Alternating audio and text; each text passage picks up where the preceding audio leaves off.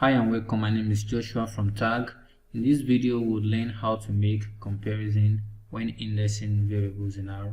So without wasting much time, I'll create a variable and call the variable scores, and says the values we have in score are just 3, 5, 9 and 8.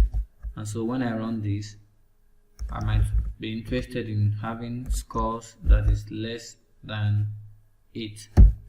And so when I run this, 3 is less than 8, 5 is less than 8, but 8 itself is not less than 8. So that's why we have true, true, and false. So in the case where I just want to see those values, I will do this with respect to the existing variable and say scores less than 8. And if I run this, those values are just 3 and 5. So one thing again that I would want us to learn is I'm going to create a variable called vec and say vec is having just 1, 2, 3, and vec, another variable called vec1, is storing values 4, 5 and 6. I'm using simple variables that have just not much length for us to really appreciate and understand this concept very well. So when we would be using it on large data sets, it won't look strange to us. So when I use this operator, they're equal to, and say vec1 to compare, what I'm asking is that do we have a situation where what we have in vec is equal to what we have in vec1? So this is performing what we call the column-wise comparison. So is 1 equals to 4? False. 2 not equals to 5? False. 3 not equals to 6? False. And that is why we have it as false. So imagine I change the value here to 4 and I come back to run this. You would see that this is true because 4 is equal to 4. So I will still leave it as 1 again and introduce us to a function from the base package called all. So when you are using this all, it's more like what we have just done. But the question we're asking, if you could see here from this set of statement, given a set of logical vectors, are all of the values true? So let's see it. So if I say all, a function from the base package, and I say vec equal vec1. So if I run this, it tells me false. All of the values are not true. So let's take for instance, like I did in the previous one, if I change this to 4 and I come back to run this, it will still give me false. The only condition that will make this particular code in line 9 give me true is when I have everything like this to be same. So if I go back and run this, then I can have true. So that's the only condition that can make this thing give me true. So what I'm going to do is delete what we have on the global environment and then clear my console and create another variable scores and say scores, let me say C, and then I have 12, 15, 18, 19, 13, 11, 14, 10. How many is this? 5, 6, 7, 8. Let's say I'm okay with 8. So for us to know the total number of observations we have, we use this function called length. And so we can put the variable name as the only argument scores. So it tells us we have 8 observations in that variable called scores. So one of the things we're going to do again is still learning more on the concept of comparison when indexing a variable. Look at, I'm going to create something and say let's call it ind, not index, but I just want to give it that name. So ind, and then I'm going to say scores that is less than 16. So if I run this, so let's take for instance I print the ind, you will see, you understand why we still have it as logical.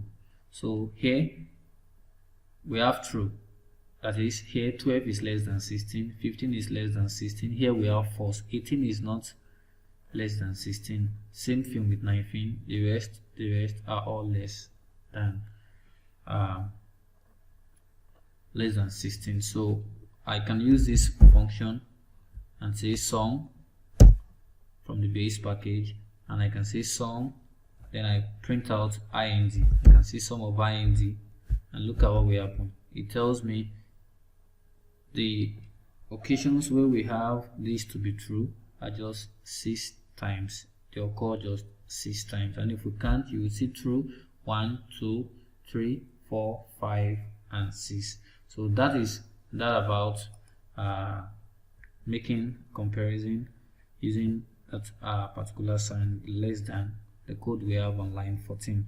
So one of the thing again that I'm going to do for us is something synonymous to what we did on line 3.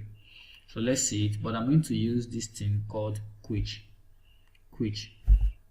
So let's take for instance this same thing that we have, scores less than 16.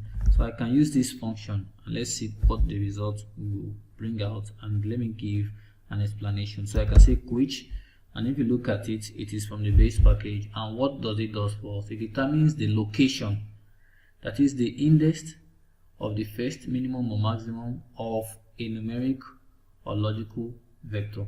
So if I say which, and then I use this and I say scores that is less than, let's say I'm changing it to 15. If I run this, don't be surprised you are having 1, 5, 6, 7, and 8. This 1, 5, 6, 7, and 8 just talks about the location. It talks about the location. So for instance, like as I've explained to us when we were dealing with the concept of indexing with logical values, it is possible. So I'm going to try this out. It is possible for me to say scores and then index and paste what I have here, and let's see what will happen. So now we now have those values which are less than 15, not just their position now, but the real value, using this concept that we have learned earlier. So let's take for instance, I want to see, okay, how many are they? So how many are they? So don't forget, I've always informed us that we can use that length function. I can say length and then copy what we have here and then paste it. So the question this code is trying to answer is, now how many observations do we have which is in score that is less than 15? So if I run it, they are just 5 in number, and these observations are 12, 13, 11, 14, and their positions are 1, 5, 6, 7, and 8. So another thing I'm going to do is still go back to line 5 and 6 where we created a variable called vec and vec1, but briefly I'm just going to create it again and say vec is assigned to store 1, 2, and 3. I will still use simple variable, and then I say vec1, and then I say c 4, 5, and 6. So if I run this, let's see what will happen. So it is successfully created. Now I'm going to teach us again another very important function when it comes to making comparison in out, and that function is called all.equal. So if I use all.equal is from the base package, and here you can read more about it. Or for instance, you want to get help, we have talked about this, you can just say all.equal in case you are watching this tutorial and you want to learn more. So when you run this, you would see on the last pane where we have help documentations that you can read up to understand better what to do with that particular function. So I'm going to say all.equal, and then I'm going to say vec, and here I'm not making any kind of comparison. I'll say comma and vec1. So if I run this, you could see it tells me that the mean relative difference is 1.5. So when you are calculating mean relative difference, now how do we go about it? How do we explain this particular result that we have? So but before we go into that, let's see if I change everything in vec1 to have the same thing with what we have in vec2. Let's run this code and see what will happen. So in this case, it will give us true. We won't be talking of anything on mean relative difference.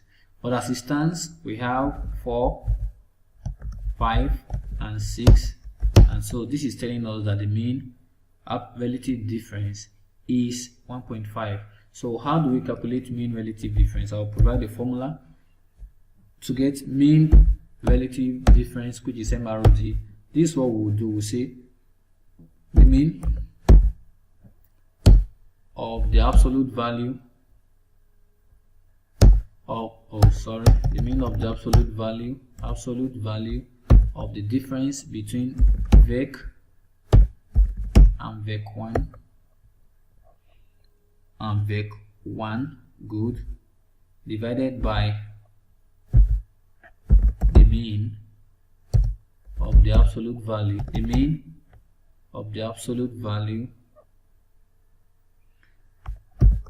of vec.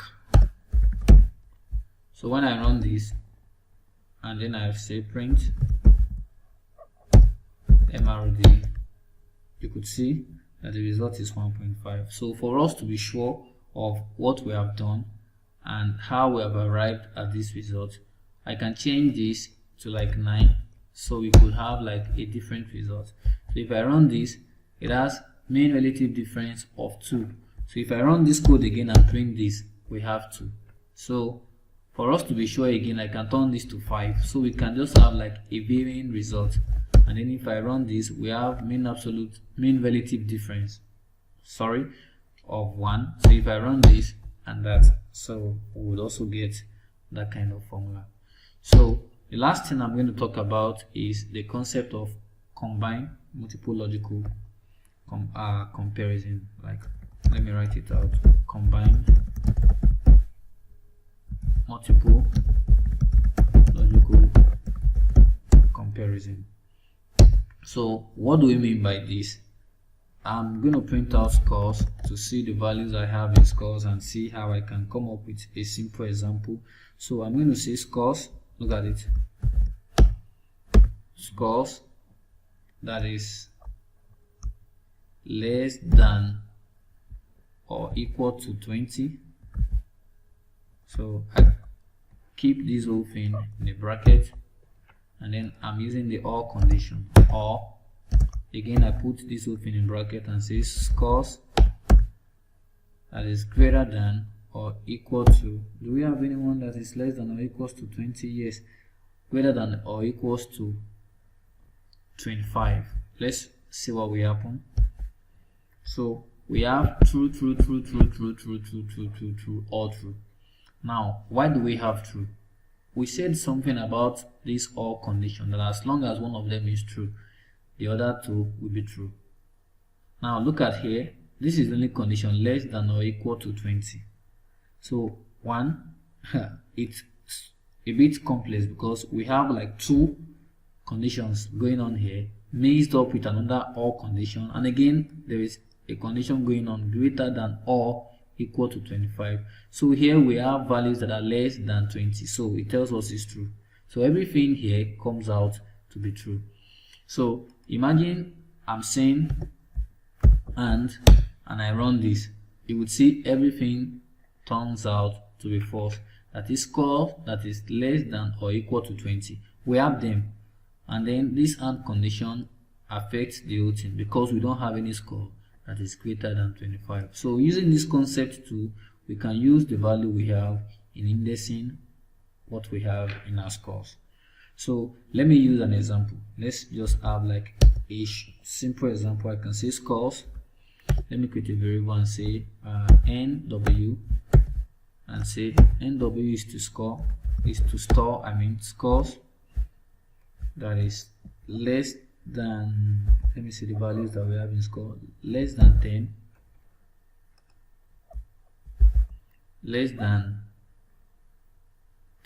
okay, less than 10 or equal to, let me say less than or equal to 10, or scores greater than 20. So let's see what will happen. Okay, so when I run this, let's see what I have in my NW.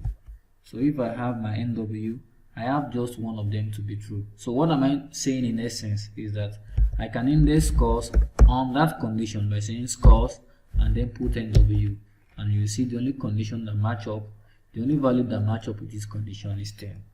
So I want to believe we've learned a lot from this brief tutorial and the concept of comparison when indexing variables in R. So if you're watching this video for the first time, I want to plead with you to please subscribe and turn on the notification bell for you to receive updates on any of my videos. So once again, I want to appreciate you for taking out your time to learn R with me, and I know God will bless you. Alright, have a great day. Bye.